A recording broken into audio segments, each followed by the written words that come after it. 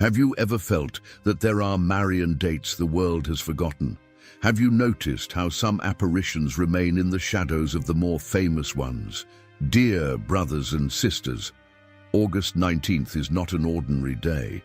It's a date sealed with heaven's urgency, marked by a love so profound that it rewrote history itself. This isn't May 13th or October 13th, those dates everyone recognizes when we speak of Fatima. This is a day that rarely appears in processions, seldom gets mentioned in sermons, and many devoted Catholics don't even know exists. Yet those who discover it understand something powerful. This isn't just another page on the calendar. It's a moment of grace that can completely shift the spiritual direction of a life. If you believe in the wisdom and intercession of Our Lady of Fatima, write in the comments, "Mary of Fatima, intercede for me." Your faith helps this message reach more hearts that need to hear it. But why should August 19th matter to you? Why did Padre Pio himself consider forgotten Marian dates like this to be spiritual gold mines? Opportunities when heaven opens its treasury of graces in ways that can transform everything. Here's what most people don't realize. While the world celebrated the famous apparitions of Fatima, something extraordinary happened on August 19th, 1917, something that carries a special blessing for anyone who discovers its secret. It was an apparition born from the faithfulness of 3 children who chose suffering over betrayal. An apparition that came about because heaven itself wanted to reward courage and keep a sacred promise. You see, this date holds what I call the compensation blessing. When the world tried to stop God's message, heaven responded with something even more powerful. When human authorities attempted to silence divine truth, Mary herself stepped forward to ensure her children wouldn't be forgotten. And here's the remarkable part. Padre Pio, though he never set foot in Fatima, carried the same spiritual fire that burned in those Portuguese fields. He understood something crucial about dates like August 19th. He knew they weren't historical curiosities or religious footnotes. They were doorways, sacred moments when the veil between heaven and earth grows thin, and graces flow like rivers for those who know how to receive them. The saint from San Giovanni Rotondo would often say, "The rosary is the weapon for these times." If people knew the power it contains, they would never let it go. He also warned, "There's no day without temptation, no day without struggle, but whoever hides under Mary's mantle will never be defeated." For Padre Pio, Marian dates like this couldn't be ignored. They were heaven's invitations to receive graces that God wanted to pour out in special ways. He recommended that on such days, people should unite prayer and sacrifice in concrete ways, with gestures that would mark both soul and home. This is why today, I'm going to share with you the 3 prayers you need to make on August 19th, not because they're magic formulas, but because they align your heart with the same grace Mary wanted to give the world over a century ago. These prayers have opened doors that seemed permanently closed. They've brought healing where there was only pain. They've restored hope where despair had taken root. But first, you need to understand the story. You need to know why August 19th carries such spiritual weight. You need to see how 3 shepherd children's refusal to deny their faith created a ripple effect that reaches all the way to your living room today.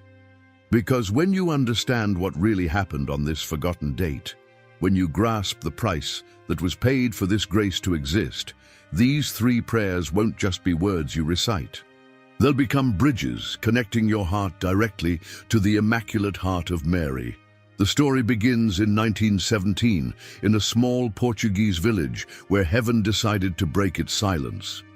To understand why August 19th holds such extraordinary power, we need to travel back more than 100 years to 1917, to the small Portuguese village of Fatima. There, 3 children, Lucia, Francisco, and Jacinta, had become messengers of the Virgin Mary. Since May, Every 13th of the month, the lady dressed in white appeared to deliver a message to the world: conversion, prayer, reparation. Word was spreading like wildfire. Thousands of people began flocking to the site of the apparitions, and the fame of these supernatural events was growing beyond anyone's imagination. But August was different, dramatically different. At the beginning of that month, the civil authorities, skeptical and openly hostile to what they saw as religious fanaticism, made a decision that would change everything. They kidnapped the shepherd children. These weren't just interviews or friendly questioning. These were aggressive interrogations designed to break the children's spirits and force them to confess that everything was a lie. Picture this scene. 3 children, the oldest barely 10 years old, sitting in a government office facing grown men determined to destroy their testimony. The authorities weren't content with simple denials. They threatened the children with something that would terrify any adult, let alone kids. They threatened to throw them into a vat of boiling oil if they didn't admit their visions were made up. Can you imagine the terror? Can you feel the weight of that moment? These children, trembling but standing firm, looked their interrogators in the eye and said something that echoes through eternity. "We would rather die than lie to Our Lady." That wasn't just childhood stubbornness. That was heroic faith. That was the kind of courage that moves heaven itself. Their act of faithfulness was engraved in the heart of heaven. God doesn't forget when His children choose Him over comfort, over safety, over life itself.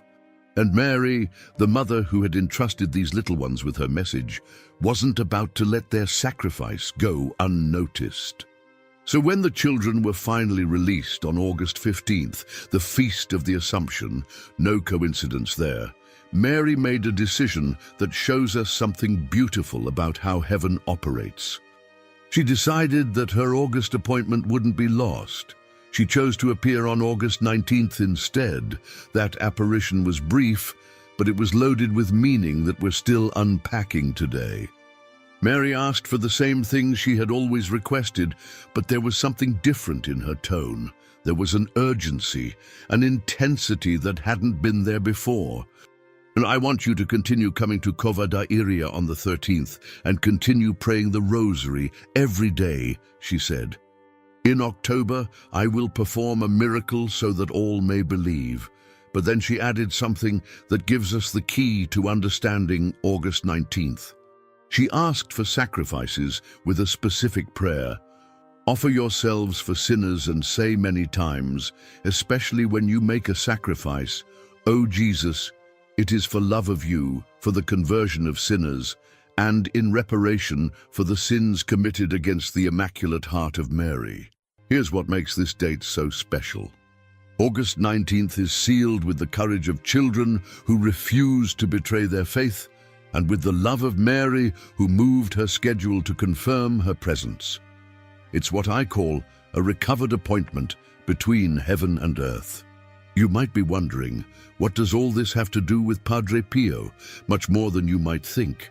Although he never visited Fatima, the Holy Capuchin shared the same spiritual urgency that burned in those Portuguese fields. He carried the same fire for daily rosary prayer, for offering sacrifices for the conversion of sinners, and for living under the protection of the Immaculate Heart of Mary. Padre Pio would say, "The rosary is the weapon for these times." If people knew the power it contains, they would never let it go. This wasn't just devotional talk for him. This was battle strategy. This was spiritual warfare equipment. He also warned his spiritual children, "There's no day without temptation, no day without struggle, but whoever hides under Mary's mantle will never be defeated." For Padre Pio, that mantle wasn't a metaphor. It was real protection, real refuge, real power available to anyone willing to seek it. The saint understood something crucial about Marian dates like August 19th. They weren't just memorial days or historical footnotes. They were opportunities, divine appointments when God wanted to pour out graces in special measure. He recommended that on such days, People should unite prayer and sacrifice in concrete ways, with specific gestures that would mark both their souls and their homes. Think about it this way.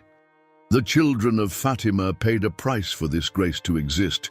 They faced real terror, real threats, real danger. They could have taken the easy way out. They could have said, "Okay, we made it all up. Please don't hurt us."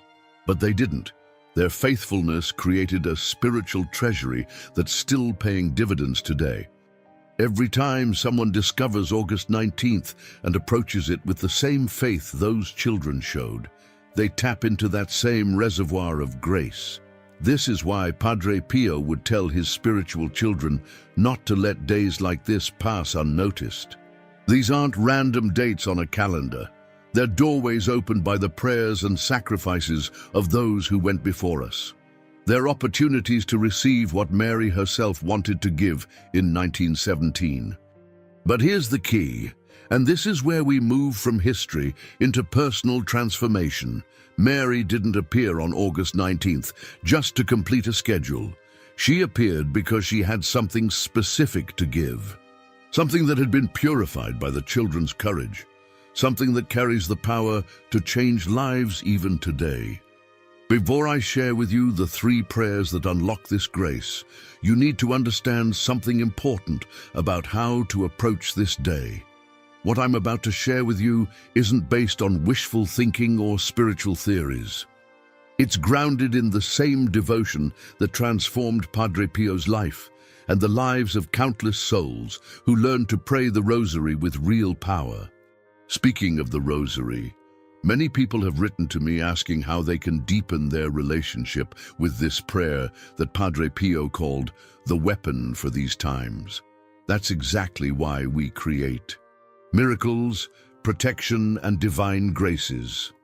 This spiritual treasure will help you learn to pray the Rosary with more devotion and depth, discover the miracles and testimonies of those who have already experienced its power, and understand Padre Pio's most impactful teachings and phrases about prayer. You'll receive a 30-day prayer guide with daily intentions to strengthen your faith, plus access to special prayers for protection, healing, and liberation. The Rosary was Padre Pio's great weapon, and today it can be yours too. Don't let this opportunity pass to strengthen your spiritual life with material that has already helped thousands of people. To download it, just click the link pinned in the comments. But now, let's talk about how to properly prepare for August 19th. Because here's the truth, this isn't about magic formulas or quick spiritual fixes. This is about a real encounter with Mary. This is about opening your heart so wide that the Virgin can fill it with the same grace she wanted to give the world in 1917. The first thing you need to understand is that preparation matters. The children of Fatima didn't just stumble into their encounters with heaven. They were prepared souls, souls already accustomed to prayer, to sacrifice, to listening for God's voice in the quiet moments of ordinary life. You can create that same spiritual environment in your own home. I recommend that on the evening of August 18th, the day before this special grace becomes available, you prepare a prayer corner in your house. This will become your personal Cova area, your own little space for encountering the Mother of God. Here's what you'll need: an image of Our Lady of Fatima, a candle, your rosary, and if possible, white flowers. These aren't just decorative elements. Each one has spiritual significance that connects you to what happened in those Portuguese fields over a century ago. The image of Our Lady of Fatima serves as a focal point for your prayer, a visual reminder of the woman who appeared to 3 children with a message that still echoes today. When you look at that image during your prayers, you're not just looking at a picture, you're connecting with the same maternal love that moved heaven to intervene in human history. The candle represents the light of faith that burned in Lucia, Francisco, and Jacinta, even when they faced the darkness of threats and persecution. As that flame flickers during your prayer time, let it remind you that your faith, too, can stand firm against any storm. Your rosary becomes the weapon Padre Pio spoke about, not a weapon of destruction, but of construction. A tool for building bridges between your heart and heaven, between your struggles and God's solutions, between your fears and Mary's peace. The white flowers symbolize the purity of intention that makes this kind of prayer powerful. They represent the innocence and sincerity that heaven looks for when it decides to pour out extraordinary graces. But here's what's most important about this preparation. It's not about creating the perfect setup or having all the right religious objects. It's about creating space in your heart and in your day for something sacred to happen. The night before August 19th, spend some time in that prayer corner. Don't worry about saying perfect prayers or feeling overwhelming emotions. Just be there. Just show up. Let Mary know that you're serious about receiving what she wants to give. Talk to her like the mother she is. Tell her about your struggles, your hopes, your fears. Tell her about the people in your life who need conversion, who need healing, who need hope. Remind her that you're one of her children too, and that you trust her to know what you need most. This is where the spirit of Padre Pio becomes so important. He approached Mary not as a distant figure to be admired from afar, but as a real mother who wanted to be involved in every detail of his life. He would say, Mary wants to be not just honored, but lived. She wants to be part of your daily reality, not just your Sunday devotions. When August 19th arrives, approach it with that same intimacy. This isn't a performance or a religious duty you need to get through. This is an appointment, a divine appointment that was secured by the faithfulness of 3 children who refused to betray what they had seen.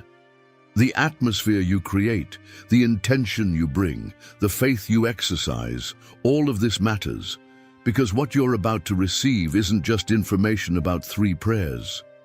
You're about to be given keys that unlock doors you might not even know are closed. Now, let me share with you the 3 prayers that can transform August 19th from just another date into a doorway to divine grace. Now we come to the heart of everything. These 3 prayers aren't just religious exercises or pious practices. They're spiritual keys that unlock the treasury of graces that Mary wanted to open on August 19th, 1917. Each one builds upon the other, creating a pathway that leads your soul directly into the Immaculate Heart of Mary. The first prayer is the prayer of total surrender to Mary. This is an act of personal consecration, inspired by the teachings of Saint Louis-Marie Grignon de Montfort and adopted by Padre Pio as a way of life. With this prayer, you place everything you are and everything you have into Mary's hands so that she can present it all to Jesus. Here's why this matters so much. When those 3 children faced their interrogators in August 1917, they weren't relying on their own courage. They had already given themselves completely to Mary, and she was the one protecting them, strengthening them, speaking through them. That's the same protection available to you when you make this total surrender. Kneel before your image of Our Lady of Fatima, light your candle, and pray these words with absolute sincerity. O Mary, my Mother and my Lady, on this day of grace, I surrender myself entirely to you. Take my heart, my words, my thoughts, and my works. I place everything in your most pure hands so that you may present it to your Son Jesus. Do not allow me to stray from you. Keep me always under your maternal protection. Make me an instrument of your love in this world. Amen. When you pray these words, you're not just reciting a formula. You're making a covenant. You're saying to Mary, I trust you more than I trust myself. I believe that your plans for my life are better than my own plans. I'm giving you permission to rearrange my priorities, to redirect my steps, to transform my heart. Padre Pio lived this prayer every single day. He would often say, I have given Mary the keys to my soul, and she has never lost them. That's why he could face persecution, physical suffering, and spiritual attacks with such peace. He knew that Mary was managing his life, and that nothing could touch him without first passing through her hands. The second prayer is the complete rosary for the reparation of sins. This isn't just your ordinary daily rosary. This is a rosary prayed with the specific intention of repairing the damage caused by sin, your own sins, the sins of your loved ones, and the sins of the world that break the heart of God. If you can, pray all four mysteries, joyful, sorrowful, glorious, and luminous. If time doesn't permit, at least pray the joyful, sorrowful, and glorious mysteries. But here's the key. Offer each decade as reparation for a specific type of sin. Before you begin, say this prayer: Jesus and Mary, this rosary is for love of you and for the conversion of sinners. Accept each Hail Mary as a kiss of love upon your wounded hearts. As you pray the first mystery, offer those 10 Hail Marys for sins against God, blasphemy, irreverence, abandonment of faith, and rejection of divine love. Picture Mary presenting these prayers to Jesus as balm for the wounds caused by humanity's rebellion against their Creator. During the second mystery, pray for sins against neighbor, hatred, violence, injustice, lack of charity, and all the ways people wound each other. Let each Hail Mary be a plea for healing between broken relationships, between divided families, between warring nations. The third mystery is for sins against the Immaculate Heart of Mary herself, neglect of her maternal love, rejection of her intercession, and failure to honor her as the Mother God gave us. This decade repairs the wounds in Mary's heart caused by her children's indifference. Continue this pattern through all the mysteries, always conscious that you're not just saying words. You're participating in the same work of reparation that Mary requested at Fatima. You're joining your voice to the voices of those shepherd children who understood that prayer can actually heal the world. There's something profound that happens when you pray the rosary this way. People have shared with me that after praying this reparation rosary on August 19th, they experienced profound inner healing. Wounds they had carried for years suddenly began to close. Relationships that seemed beyond repair started to mend. Addictions that had controlled their lives began to lose their power. This isn't magic. This is the natural result of aligning your heart with Mary's heart, of joining your prayers to the infinite merits of Jesus' sacrifice. The third prayer is the ejaculation of union with Mary. Throughout the day of August 19th, while you work, while you walk, while you rest, repeat this brief invocation in silence. Mary, show me the way to Jesus. Padre Pio called ejaculations like this arrows of love that pierce the heart of heaven. He carried dozens of these short prayers in his spiritual arsenal, and he would shoot them toward heaven constantly throughout the day. Mary, help me. Jesus, I trust in you. Mother, protect me. These weren't interruptions to his daily activities. They were the spiritual oxygen that kept his soul alive. The beauty of this particular ejaculation is its simplicity and its power. You're not asking Mary for specific things. You're asking for the one thing that matters most, to be led to her Son. And when Mary leads you to Jesus, everything else falls into place. Practice this throughout August 19th. Say it when you wake up in the morning.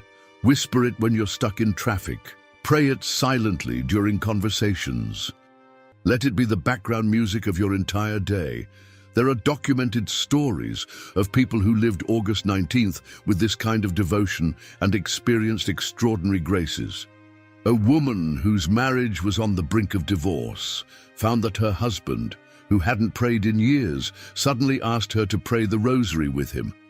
A man struggling with addiction woke up on August 20th with no desire for the substance that had controlled him for decades. A family facing financial ruin received an unexpected blessing that solved their crisis completely. These aren't coincidences. They're the natural fruit of souls that align themselves with the grace Mary wanted to pour out on this forgotten date. But this is just the beginning. There's something even more powerful that happens when you understand what this day really represents. The truth is, August 19th isn't just a forgotten page in the history of Fatima. It's a living date, a breathing testament to something beautiful about how heaven operates. It's proof that when God's children show courage, heaven responds with abundance. It's evidence that Mary never abandons her appointments, and that we shouldn't abandon ours either. Think about what really happened in 1917. 3 children faced the worst kind of pressure, threats against their very lives, and they chose truth over safety. They chose Mary over comfort. They chose faithfulness over the easy way out, and heaven took notice. That courage didn't just protect them in that moment. It created a spiritual inheritance that's still paying dividends today. Every time someone discovers August 19th and approaches it with genuine faith, they're drawing from the same well of grace that those children dug with their bravery. I've received letters from people whose lives were transformed after living this day with the devotion it deserves. A mother wrote to tell me that her adult son, who had been hostile to faith for 20 years, called her on August 19th asking if she would teach him to pray the rosary. She had been praying for his conversion every day for 2 decades, and heaven chose this forgotten date to answer her prayers. A man shared how he had been carrying unforgiveness toward his father for 30 years. After praying the 3 prayers on August 19th, he found himself calling his dad for the first time in a decade. They reconciled completely, and his father passed away peacefully just 3 months later. He said, "Mary gave me back my father, and she gave my father the grace of a holy death." Another woman told me about her battle with depression that had lasted for years. Nothing seemed to help, not therapy, not medication, not the support of loving friends. But after surrendering herself completely to Mary on August 19th and praying the reparation rosary, she experienced what she called the lifting of a dark cloud that had covered my soul. The depression didn't disappear overnight, but she found a peace and strength she had never known before. These aren't coincidences or random occurrences. They're the natural fruit of souls that align themselves with the grace Mary wanted to pour out on this date. They're proof that when we take forgotten appointments with heaven seriously, heaven takes our needs seriously too. But here's what strikes me most about August 19th. It represents something profound about the character of God. When the world tried to silence heaven's message, heaven didn't respond with anger or withdrawal. Heaven responded with even more love, with a make-up appointment, with a chance for the children to receive what they had almost lost. That's the heart of our God. That's the love of our Mother. They don't abandon us when we face pressure or persecution or threats. They find new ways to reach us, new dates to meet us, new opportunities to pour out the graces we need. Padre Pio understood this deeply. He would often tell his spiritual children, "Love the Virgin, pray the rosary, and don't be afraid. Mary is always with you." He knew that dates like August 19th weren't accidents or afterthoughts. They were divine appointments, sacred moments when the normal barriers between heaven and earth become paper thin. As we close, I want you to understand something important about the work we're doing together. This channel exists for one reason: to help people discover the treasures of our Catholic faith that the world has forgotten or ignored. Every video we create, every message we share, every prayer we offer is part of a mission to rebuild the spiritual foundations that our world desperately needs. But we can't do this work without you. When you give this video a thumbs up, you're not just clicking a button. You're casting a vote for faith over indifference, for hope over despair, for the truth of heaven over the lies of this world. When you share this message with your friends and family, you're participating in the same work of evangelization that Mary began at Fatima. And when you become a member of this channel, you're joining a spiritual family dedicated to supporting each other in living out these truths. You're saying, "I believe that heaven is real, that prayer works, and that we're called to help each other get home to God." Your support doesn't just help us create more content. It helps us reach souls who are searching for exactly what you found here today. It helps us bring forgotten graces like August 19th back into the light, where they can transform lives again. So this August 19th, I want you to do something specific. After you've prayed the 3 prayers, after you've experienced whatever grace Mary wants to give you, come back to this video and leave a comment telling us how this day changed your heart. Tell us what you experienced, what you learned, what Mary revealed to you in the quiet moments of prayer. Your testimony might be exactly what another viewer needs to hear. Your story might be the encouragement that helps someone else take that step of faith. Remember, the children of Fatima weren't keeping their experiences to themselves. They were sharing what they had seen and heard, even when it cost them dearly. You can do the same. You can be part of spreading this forgotten grace to a world that desperately needs it. But most importantly, don't let August 19th pass by like just another day on the calendar. Mark it, prepare for it. Enter into it with the same faith that moved those 3 shepherd children to choose truth over comfort. Because here's the beautiful reality. The doors of heaven don't open by themselves. They're pushed open by prayer. They're unlocked by faith. They're widened by the courage of souls who believe that God keeps his promises and that Mary never forgets her children. This August 19th, give Mary your time, your voice, and your heart. Let her show you why this forgotten date carries such power. Let her prove to you that heaven's appointments are always worth keeping. The same God who rewarded the faithfulness of 3 Portuguese children is waiting to reward your faithfulness too. Don't miss your appointment with grace.